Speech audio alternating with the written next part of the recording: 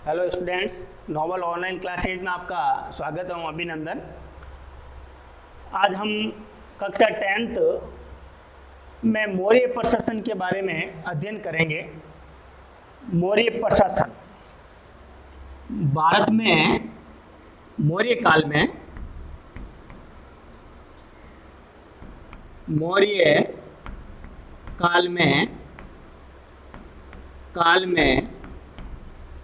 भारत में पहली बार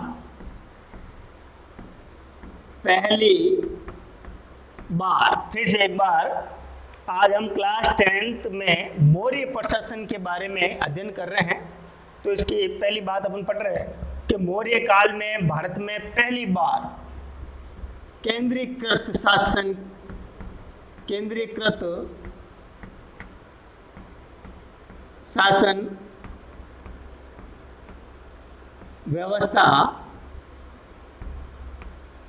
व्यवस्था थी।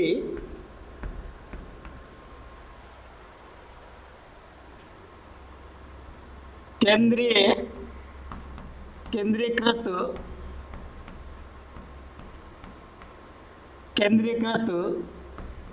राजा होते हुए भी, यानी मौर्य काल के अंदर भारत में पहली बार केंद्रीकृत शासन व्यवस्था प्रारंभ हुई, या ऐसी व्यवस्था मौर्य काल में पहली बार थी। राजा केंद्रीकृत होते हुए भी निरंकुश नहीं होता था। केंद्रीकृत शासन व्यवस्था होते हुए भी राजा निरंकुशवादी नहीं था। यह महत्वपूर्ण बात है कि मौर्य काल में राजा निरंकुशवादी नहीं था। उसके बाद अपन आगे बात करते हैं कौटिल्य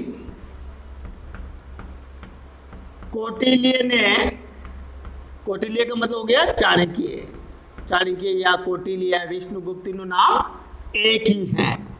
तो कौटिल्य या चाणक्य ने सप्तांग का मतलब हो गया 7 अंग निर्दिष्ट किए। कितने अंग निर्दिष्ट किए? 7 अंग निर्दिष्ट किए। 7 अंग निर्दिष्ट किए, जिनमें देखिए पहला अंग था राजा। मौर्य प्रशासन में राजा, दूसरा अमात्य राजा, यानी कौटिल्य या चाणक्य ने 7 अंग निर्दिष्ट किए, जिनमें पहला राजा, दूसरा अमात्य, तीसरा जनपद, चौथा कोष, पांचवा दुर्ग, छठा मित्र। फिर से बात कर रहे हैं अपन, 7 अंग निर्दिष्ट किए। राजा नंबर 1, अमात्य, जनपद, उसके बाद में कोष, दुर्ग, मित्र और 7वां सेना। तो मौर्य प्रशासन में कौटिल्य के अनुसार 7 अंग निर्दिष्ट है: राजा, अमात्य, जनपद, कोष, दुर्ग, मित्र और सेना। उसके बाद अपन आगे बात करते हैं मौर्य प्रशासन में। मौर्य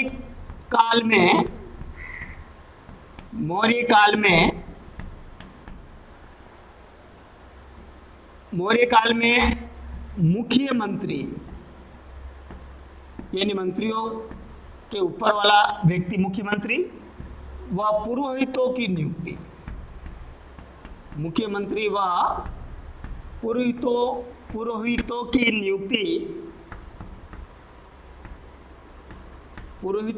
नियुक्ति उनके चरित्र की भली भांति जांच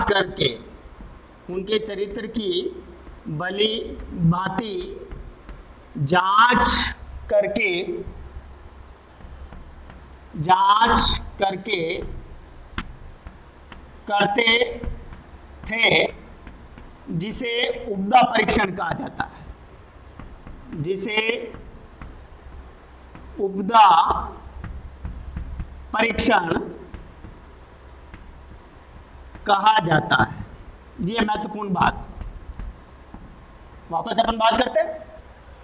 कौटिल्य ने 7 अंक निर्दिष्ट किए जो आपके सामने है लिखे हुए हैं। राजा, अमात्य, जनपद, कोष, दुर्ग, मित्र और सेना। उसके बाद में मौर्य प्रशासन में आगे बात करते हैं कि मौर्य काल में चाहे चंद्रगुप्त मौर्य हो, चाहे अशोक हो, बिंदुसार हो, चाहे कुणाल हो, दशरथ हो, संप्रति हो, वृद्धरथ हो, तो इन्होंने अपने कार्यकाल में कोई भी मंत्री या पुरोहितों की जब नियुक्ति करते थे तो उनकी नियुक्ति के पहले उनके चरित्र की भली भांति जांच करते। चरित्र देखा जाता था, उसके बाद ही मुख्यमंत्री व पुरोहितों की नियुक्ति की जाती थी।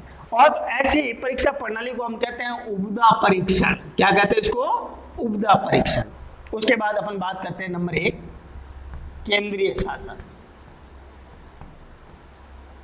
केंद्रीय शासन। केंद्रीय शासन, केंद्रीय शासन का मुखिया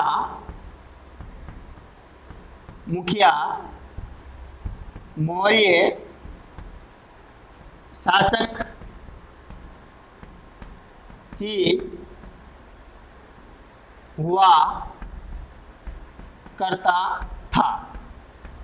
यानी अपन बात करें कि भाई नंबर 1 केंद्रीय शासन। केंद्रीय शासन का मुखिया मौर्य शासक खुद हुआ करता था, स्वयं अपने हाथों में अपनी शासन की बागडोर वह लेकर के चलता था। उसके बाद दूसरी बात अपन करें अर्थशास्त्र के अंदर। अर्थशास्त्र ग्रंथ है जो चाणक्य का है, कौटिल्य या चाणक्य के इस ग्रंथ के अनुसार क्या दे रखा है? अर्थशास्त्र के अनुसार 18 विभागों का उल्लेख था। 18 विभागों का उल्लेख। केंद्रीय शासन में राजा ही मुखिया हुआ करता था। मुखिया कौन होता था? मौर्य शासक खुद हुआ करता था। अशोक के काल में अशोक था, बिंदुसार के समय बिंदुसार था, उसके बाद में चंद्रगुप्त मौर्य के काल में चंद्रगुप्त स्वयं था। और शास्त्र ग्रंथ जो राजनीतिक प्रधान ग्रंथ है, आर्थिक प्रधान ग्रंथ है, इसके अंदर 18 विभागों का उल्लेख है। 18 विभागों का उल्लेख है जिन्हें तीर्थ कहा जाता है। 18 विभागों को तीर्थ कहा जाता है। उसके बाद आगे अपन बात करते हैं 18 विभागों को उल्लेख है जिन्हें तीर्थ कहा जाता है। तीर्थों का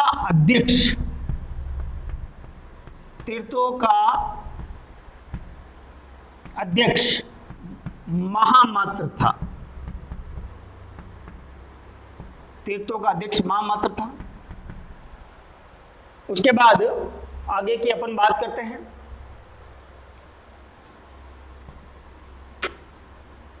फिर 26 विभागा अध्यक्ष का वर्णन। इसमें एक बात और है, 4 प्रमुख तीर्थ। 4 प्रमुख तीर्थ की बात करें अपन, 4 प्रमुख तीर्थ जिनमें मंत्री,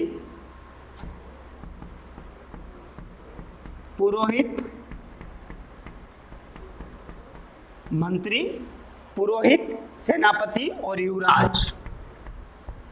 सेनापति और युवराज, ये 4 प्रमुख तीर्थ हैं। वापस अपन बात करते हैं अर्थशास्त्र के अंदर केंद्रीय शासन में बात करते हैं। अर्थशास्त्र के अनुसार 18 विभागों को लेकर जिन्हें तीर्थ कहा जाता है और तीर्थों का अध्यक्ष महामात्र नाम का अधिकारी था। इनमें 18 विभागों में तीर्थों में सबसे महत्वपूर्ण तीर्थ 4 है, जिनमें एक का नाम मंत्री, दूसरे का नाम पुरोहित, तीसरे का नाम सेनापति, चौथे का नाम युवराज। इसके बाद आगे की चर्चा करते हैं कि अर्थशास्त्र में 26 विभागाध्यक्षों का वर्णन भी मिलता है, जिनमें कुछ महत्वपूर्ण विभागाध्यक्षों के बारे में आपको बता रहा हूं। नंबर 1 सबसे पहले लेते हैं अपन सन्निदाता जो कोषाध्यक्ष था। सन्निधाता को कोषाध्यक्ष कहा गया मौर्य काल में। नंबर 2 शीताध्यक्ष, शीताध्यक्ष जिसको अपन है कर्षिकाध्यक्ष कहते हैं। उसके बाद में पैण्याध्यक्ष, पैण्याध्यक्ष हुआ करता था व्यापार से संबंधित। उसके बाद अपन बात करते हैं लूणाध्यक्ष, लूणाध्यक्ष होता था बुच्चड़ खाने का, बुच्चड़ खाना जिसका अध्यक्ष लूणाध्यक्ष कहलाता था। उसके बाद अपन बात करते हैं आगे मुद्राध्यक्ष, मुद्राध्यक्ष के बाद में अपन बात करते हैं विविधाध्यक्ष। उसके बाद विविधाध्यक्ष के बाद में अपन बात करते हैं आठविक, आठविक था वन विभाग का, वन विभाग का ये अधिकारी था। तो इस प्रकार से कुछ महत्वपूर्ण विभागाध्यक्षों के नाम आपके सामने मैंने रखे हैं। यानी अपन बात करते हैं केंद्रीय शासन, केंद्रीय शासन का मुखिया मौर्य शासक ही हुआ करता था।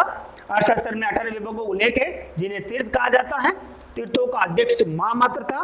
4 प्रमुख तीर्थ, मंत्री, पुरोहित, सेनापति, युवराज। उसके बाद 26 विभाग अध्यक्षों का वर्णन भी इस ग्रंथ में मिलता है, जिनमें जैसे सन्निधाता, शीताध्यक्ष, उसके बाद पैण्याध्यक्ष, लूणाध्यक्ष, मुद्राध्यक्ष, विविधाध्यक्ष, आठविक अध्यक्ष। इस प्रकार से 26 महत्वपूर्ण विभाग अध्यक्षों का वर्णन भी अपन देख सकते हैं।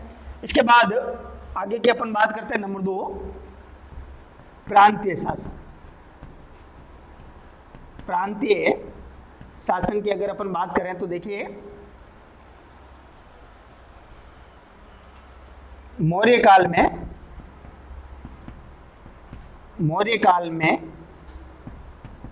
प्रांत विषयों में विभक्त थे, प्रांत विषयों में विभक्त थे। वापस बात करते हैं अपन दूसरा मौर्य काल का शासन व्यवस्था का भाग 2 प्रांतीय शासन। प्रांतीय शासन में मौर्य काल में प्रांत विषयों में विभक्त थे, जिनके मुखिया विषयापति, जिनके मुखिया विषयापति कहलाते थे। इसके बाद आगे की अपन बात करते हैं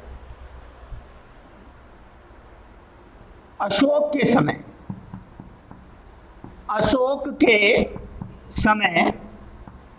प्रांतीय प्रशासन 5 भागों में विभक्त था। अशोक के समय प्रांतीय प्रशासन 5 भागों में विभक्त था। देखिए 5 विभाग कौन कौन से हैं। नंबर 1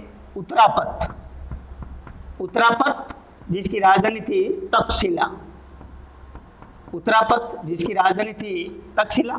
नंबर 2 अपन ले लेते हैं दक्षिणापथ जिसकी राजधानी थी सुवर्णगिरी। नंबर 3 बात अपन करते हैं अवंती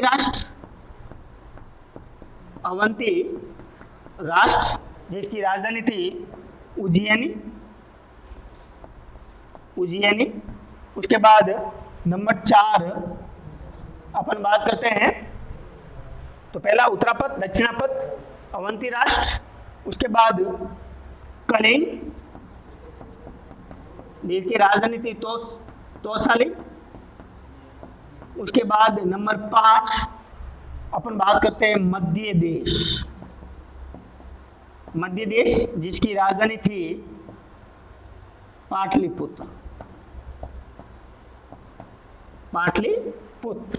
तो इस प्रकार से प्रांतीय शासन जो मौर्य काल में प्रांत विषयों में विभक्त थे, जिनके मुखिया विषयपति कहलाते थे। अशोक के समय प्रांतीय प्रशासन 5 भागों में था।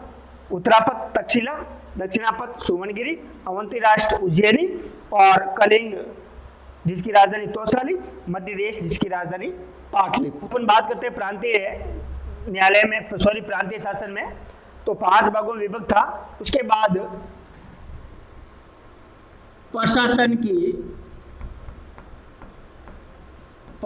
की सबसे छोटी इकाई, प्रशासन की सबसे छोटी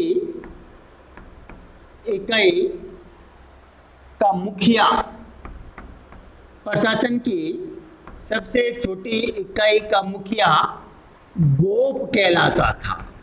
गोप कहलाता था।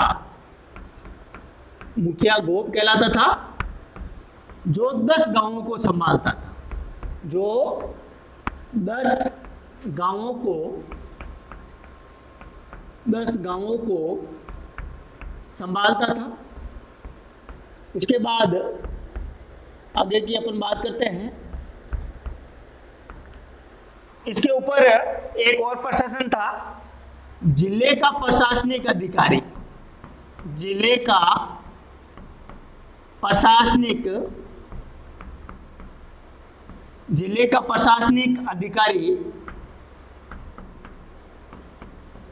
अधिकारी का मुखिया, जिले का प्रशासनिक अधिकारी स्थानिक कहलाता।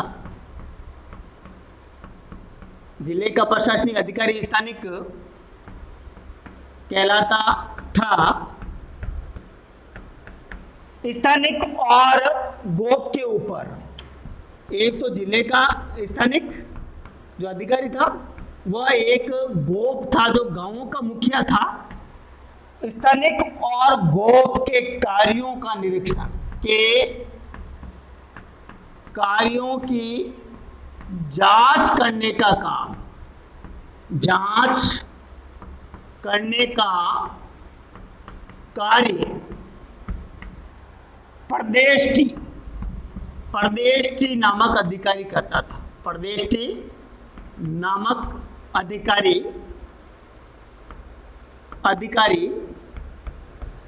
करता था। तो इस प्रकार से ये प्रांतीय प्रशासन है। जैसा कि पहले भी मैं आपको बताया, मौर्य काल में प्रांत विषयों में विभक्त थे, जिनके मुखिया विषयापति कहलाते थे। अशोक के समय प्रांतीय प्रशासन 5 भागों में विभक्त था, जिनमें उत्तरापथ 1, दूसरा दक्षिणापथ, तीसरा अवंती राष्ट्र, चौथा कलिंग और 5वां मध्य देश। उसके बाद प्रशासन की सबसे छोटी इकाई का मुखिया गोप कहलाता था, जो 10 गांवों को संभालता था। उसके बाद जिले का प्रशासनिक अधिकारी स्थानिक कहलाता था। स्थानिक और गोप, जो गांव और शहर दोनों, जिला और गांव, जिनके अधिकारी स्थानिक और गोप के कार्यों की जांच करने का काम परदेष्टि नामक अधिकारी करते थे। इसके बाद नंबर 3, नगर प्रशासन। नगर प्रशासन मौर्य काल में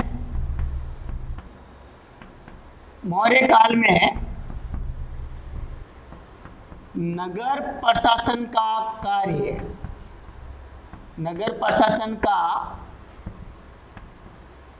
कार्य 30 सदस्यीय का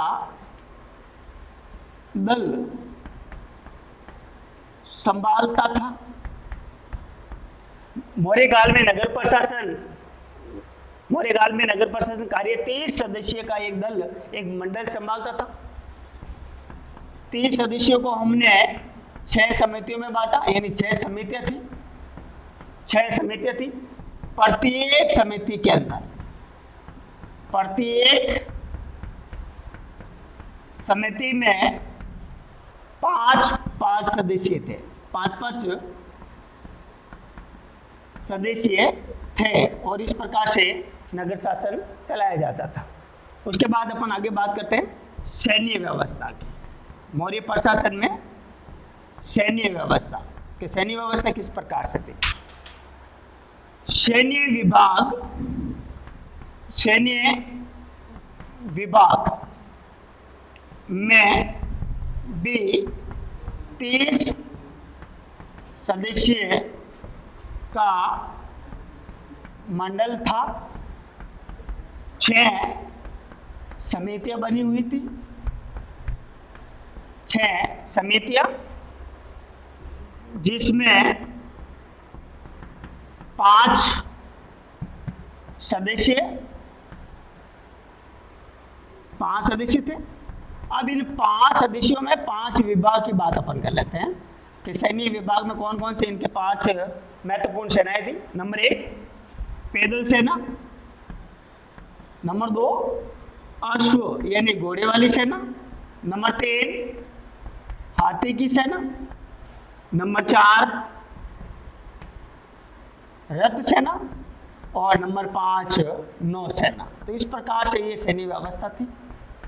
यानी अब वापस अपन बात कर रहे हैं मौर्य प्रशासन में सैन्य व्यवस्था। सैन्य विभाग में भी 30 सदस्यों का एक मंडल था। इसमें भी 6 समितियां बनी हुई थी जिसमें 5 सदस्य थे। और ये 5 विभाग देखिए आप, पहली पैदल सेना थी मौर्य काल में, अश्व सेना थी, हाथी सेना थी, रथ सेना थी और सुसज्जित नौसेना भी इस सैन्य विभाग में सम्मिलित थी।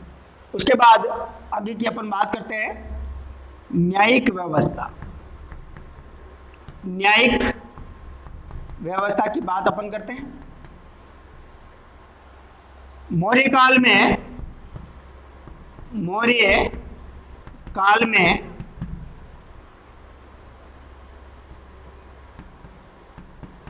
न्यायिक व्यवस्था का मुखिया स्वयं राजा होता था। स्वयं राजा ही होता था। एक महत्वपूर्ण कड़ी है, इसको आप जरा सा वापस समझिए। मौर्य काल में न्यायिक व्यवस्था, न्यायालय से संबंधित न्यायिक व्यवस्था में मौर्य काल में न्यायिक व्यवस्था का मुखिया जो होता था वो स्वयं राजा खुद होता था। चंद्रगुप्त मौर्य के समय चंद्रगुप्त खुद था, अशोक के समय अशोक, बिंदुसार के समय बिंदुसार। तो इस प्रकार से खुद राजा न्यायिक प्रधान हुआ करता था। उसके बाद आगे बात करते हैं अपन मौर्य काल में न्यायिक व्यवस्था में पहला था केंद्रीय न्यायालय। केंद्रीय न्यायालय था पाटलिपुत्र के अंदर। केंद्रीय न्यायालय था पाटलिपुत्र के अंदर केंद्रीय न्यायालय था। और इस केंद्रीय न्यायालय का मुखिया स्वयं राजा हुआ करता था। केंद्रीय न्यायालय का मुखिया राजा हुआ करता था। उसके बाद केंद्रीय न्यायालय के नीचे था एक तो संग्रहण न्यायालय, उसके बाद द्रोणमुख न्यायालय, उसके बाद स्थानीय न्यायालय, उसके बाद जनपद न्यायालय।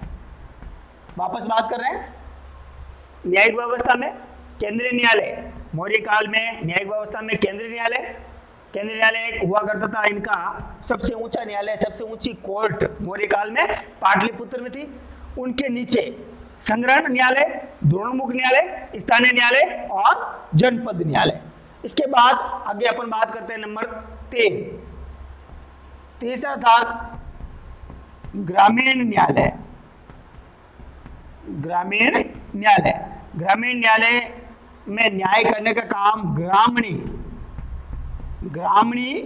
या ग्रामवृद्ध।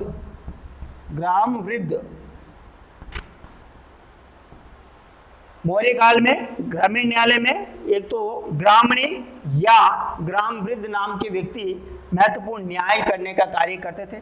उसके बाद अगली बात अपन करें तो केंद्रीय न्यायालय के नीचे एक नगर न्यायालय भी था। इन नगर न्यायालयों का जो महत्वपूर्ण न्यायाधीश था वो कहलाता था व्यवहारिक महामात्र। जनपद का था रजुक, जनपद का न्यायाधीश था रजुक। तो इस प्रकार से ये थी। उसके बाद अपन आगे की बात करें तो एक महत्वपूर्ण थोड़ा सा और बचा हुआ है, उसको भी आप समझ लीजिए। दो अन्य न्यायालय में था, एक तो था धर्मस्थीय न्यायालय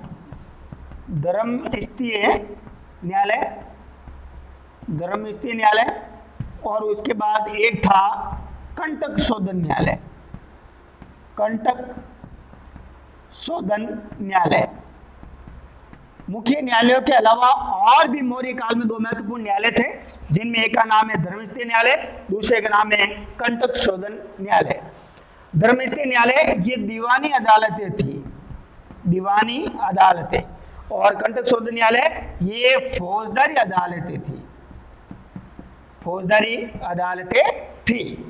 अब आप आगे की बात करें कि धर्मस्थलीय न्यायालय में न्याय कौन करते थे, तो धर्मस्थलीय न्यायालय में 3 धर्मस्थलीय और 3 अमात्य मिलकर के न्याय सुनाते थे। यानी अपन कह सकते हैं कि वे व्यक्ति मौर्य काल के अंदर वह अधिकारी या पदाधिकारी जिनको धर्मशास्त्र का ज्ञान था, वे ही धर्मस्थलीय न्यायालय में न्याय सुनाने के काबिल हुआ करते थे, जिनमें 3 धर्मस्थ और 3 अमात्य जिसको अपन कहते हैं वो यहाँ पर न्याय सुनाने का काम करते थे। और ऐसे धर्मस्थ न्यायालय में चोरी, डकैती, लूटमार, कुवचन, मानहानि, तो इस प्रकार का काम करने वाले लोगों को साहस कहा जाता था और ऐसे लोगों को सजाएं दी जाती थी। इन सजाओं को कहा जाता था वाक पारुषय या दंड पारुषय के नाम से भी पुकारा जाता था। उसके बाद हम आगे की बात करते हैं कंटक शोधन न्यायालय। कंटक शोधन न्यायालय में फौजदारी अदालतें भी इसको कहा जाता है। इसके अंदर न्याय करने का काम 3 प्रदेष्टि और 3 अमात्य, 3 प्रदेष्टि और 3 अमात्य न्यायाधीश मिलकर के यहाँ पर न्याय सुनाते थे। कंटक शोधन न्यायालय के अंदर राजा और व्यक्ति के बीच अगर कोई विवाद हो जाता तो उसका निर्णय कंटक शोधन न्यायालय में हुआ करता था। तो इस प्रकार से आपके सामने मैंने मौर्य प्रशासन के बारे में पूरा विस्तृत रखा है। इसके बावजूद भी अगर आपको कोई दिक्कत या समस्या है तो आप जरूर कमेंट्स बॉक्स में लिखें। धन्यवाद।